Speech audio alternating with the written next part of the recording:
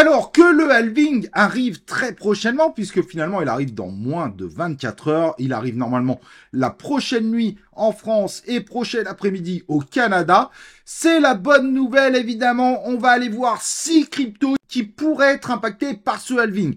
Comment est-ce possible? Bah évidemment, ce qu'on va faire, c'est qu'on va faire un tour par rapport à ce fameux halving Bitcoin 2024 et je vais vous expliquer pourquoi il y a des tokens qui pourraient pump avec ce halving. Évidemment, rien n'est garanti, mais ça vaut le coup peut-être de tenter des petits coups de poker. On sait jamais ce qui peut arriver, après tout, quand on est investisseur. Et si on est un peu aventurier, c'est le genre de choses qui nous intéresse particulièrement. Le sujet t'intéresse? Et évidemment, j'espère que ce sujet t'intéresse puisque c'est un sujet extrêmement intéressant. On y va! Let's go!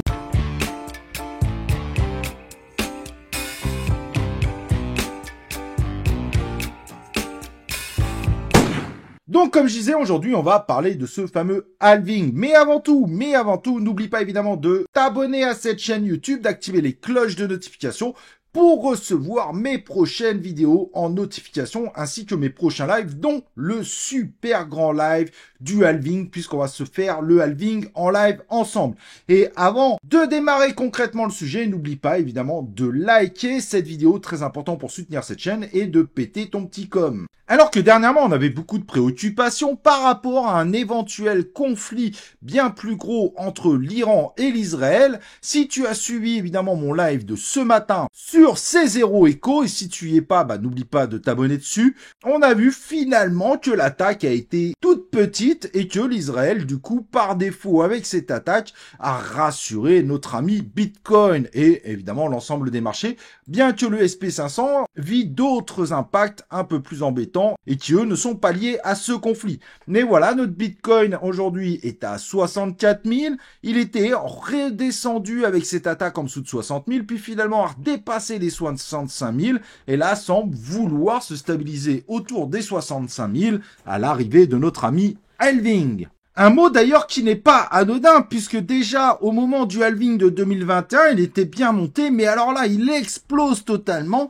On sent que c'est encore plus un grand événement que dans le passé. Et ça, c'est très intéressant de le voir. Merci Google Trends. Le halving est devenu un moment phare, un moment indispensable que beaucoup de monde veut suivre. Et c'est pour ça qu'on va le suivre, et peut-être que ceci amène à une particularité. Peut-être qu'on va avoir autre chose que d'habitude, tellement la tendance est forte. Et n'oublions pas cette année que le halving a aussi une particularité avec les fameux runes qui vont être automatiquement activés. Donc quelque chose qui ressemble à de la BRC20 mais plus avancé. Tu pourras aller voir d'ailleurs ma vidéo que j'ai fait il y a 2 jours ici, où les runes finalement pourraient apporter aussi leur nouveauté et pourquoi pas participer à la fête et peut-être de nous dire que cette fois, le halving va être beaucoup plus positif qu'on l'imagine. Mais grâce à tout ça, finalement, on se dit qu'il y a peut-être des bons coups à faire sur ce petit marché et c'est ce qu'on va regarder. 6 cryptos qui pourraient finalement bénéficier du halving alors que au précédent halving, les cryptos ont plutôt morflé. Pour rester assez large, je vais donc me dire que peut-être que le Bitcoin Cash va bénéficier du halving, mais pour deux raisons, tout simplement parce qu'il y a évidemment ce halving qui arrive, mais surtout que notre Bitcoin Cash, il ne faut pas oublier que les ETF ETH, très peu de gens croient encore qu'ils vont être validés au mois de mai et qui seront repoussés plutôt à 2025-2026, mais ce qui donnera une chance au proof of work de grande qualité et surtout des cryptos avec un véritable historique. Et donc le Bitcoin Cash qui est tout simplement le fork le plus populaire de Bitcoin, qui aujourd'hui est 15e du coin market cap, quasiment à 10 milliards de market cap, pourrait bénéficier évidemment du halving, car il a cette double news, le halving, et plus le temps passe, et moins de gens croient à la validation des ETF ETH spot, ce qui pourrait être un avantage considérable pour tout simplement le Bitcoin Cash, d'être pourquoi pas proposé dès le mois de juin comme un prochain ETF, à voir évidemment, mais ça pourrait jouer en sa faveur. Mais évidemment, il y a certaines cryptos qui vont sûrement encore plus bénéficier du halving, et c'est pour ça qu'on va y aller crescendo, je m'explique.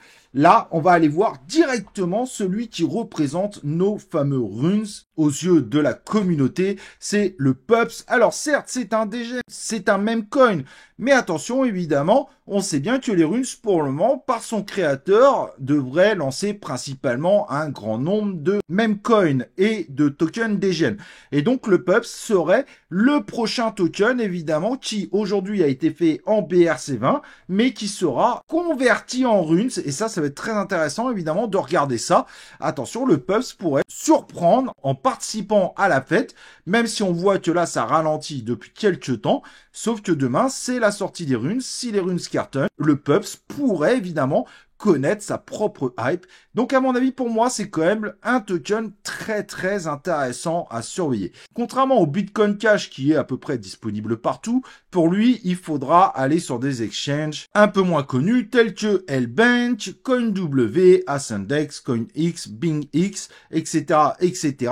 En décentralisé, vous pourrez le retrouver bien évidemment sur Unisat, qui est une des stars qui devrait lancer la marketplace, donc la place de marché des runes très rapidement, très peu de temps après l'activation des runes, donc au moment du halving 2024. N'oublions pas également, évidemment, que le halving, c'est la baisse par moitié des récompenses qui vont être données aux mineurs, car les mineurs, à chaque fois qu'ils participent au réseau pour pouvoir faire des transferts ou même, pourquoi pas, de la BRC20, les mineurs sont récompensés de deux façons. Une, par les frais de transaction que payent les utilisateurs, mais deuxièmement par la création de Bitcoin supplémentaires dans la blockchain.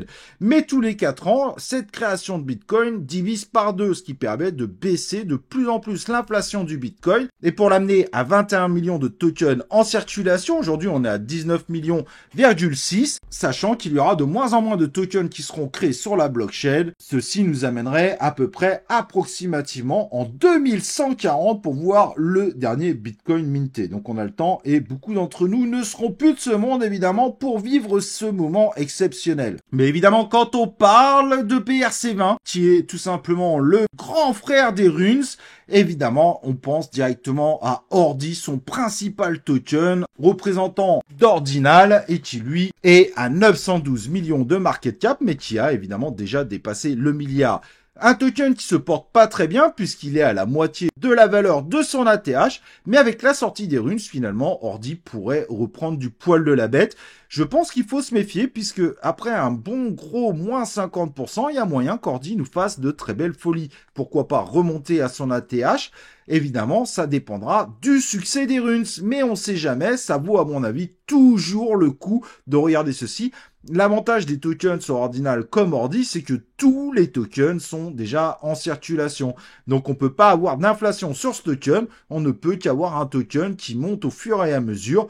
Et dans la théorie, un certain nombre d'Ordi se perd au fur et à mesure de temps. Donc même si le nombre de tokens en circulation reste à 21 millions officiellement, on sait pertinemment que le token est plus ou moins déflationniste. Ça, c'est plutôt une excellente nouvelle. À voir évidemment, mais selon le succès des runes, Ordi pourrait être un véritable très gros résultat. Du côté des très gros tokens aussi, du côté d'Ordinals, il ne faudrait pas oublier le SATS qui est disponible sur pas mal d'exchanges. 1000 SATS du côté de Binance qui est le même, mais avec une valeur multipliée par 1000 pour avoir une valeur plus lisible, qui fait un petit peu d'ailleurs le même format qu'Ordi, mais qui a plus sévèrement baissé puisque lui aujourd'hui n'est plus qu'à 564 millions de market cap. Mais n'oublions pas que ce token est déjà monté au-dessus du milliard. Et pareil, comme Ordi, il a le même avantage, ce quatrième token, c'est évidemment qu'il n'a pas de possibilité d'inflation. Donc indirectement, dans la théorie, en réalité, il est probablement déflationniste, les gens qui perdent du SATS au fur et à mesure, même si officiellement, il y aura toujours autant de tokens en circulation. Mais c'est plutôt une bonne nouvelle, et c'est un quatrième token, à mon avis, à surveiller également de très près.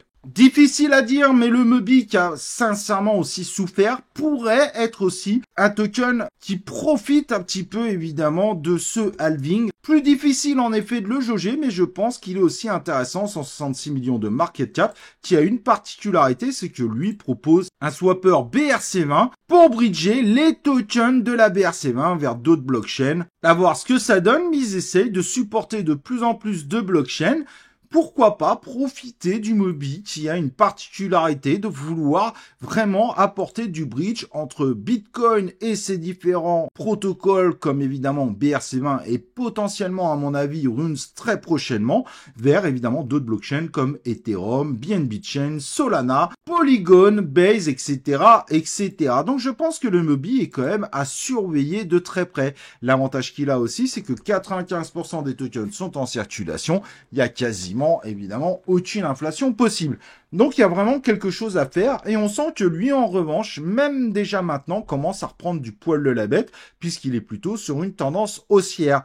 Donc on sait jamais, mais ça mérite évidemment qu'on s'y intéresse de très près. Tous ceux qui sont autour évidemment de la BRC20, du Runes, de la DeFi Bitcoin pourraient énormément évidemment bénéficier de tout ce qui est en train de se passer. Et donc le tracker aussi de la BRC20, le track plus précisément, pourrait également être un token qui bénéficie de la sortie des Runes, bien que là, il se porte évidemment pas très bien, mais vaut mieux l'acheter en bas que en haut. Il est quasiment divisé par 3. Si ça se trouve, il y a peut-être un coup à faire avec ce token. Difficile évidemment de le dire, mais aujourd'hui, descendu à 56 millions, il y a vraiment possibilité de faire quelque chose.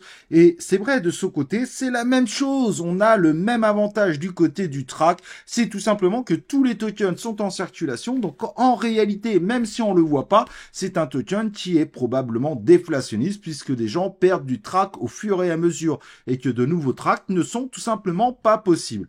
L'avantage qu'il a aujourd'hui, c'est qu'il est sur une zone de rebond. Ça correspondrait parfaitement au halving. Rien n'est garanti, bien évidemment. Nous sommes sur des investissements à très haut risque, mais on sait jamais, ça peut valoir le coup, en effet, de miser sur ce type de token. Bref, comme tu le vois, il y a plein de tokens qui, exceptionnellement, pourraient bénéficier du halving, contrairement au précédent halving, surtout qu'on voit bien que la tendance du halving est beaucoup plus forte, beaucoup plus attendue cette année par rapport aux années précédentes. En même temps, le Bitcoin, de façon exceptionnelle, a dépassé son ATH avant le halving et certains imaginent du coup grâce à ça qu'après 6 mois un peu plus mou, un peu plus monotone dans l'univers des cryptos, du moins dans l'univers du Bitcoin puisque les cryptos auraient tendance à baisser si on suit l'ancien halving, bah après faire un super cycle encore pire que celui de 2021.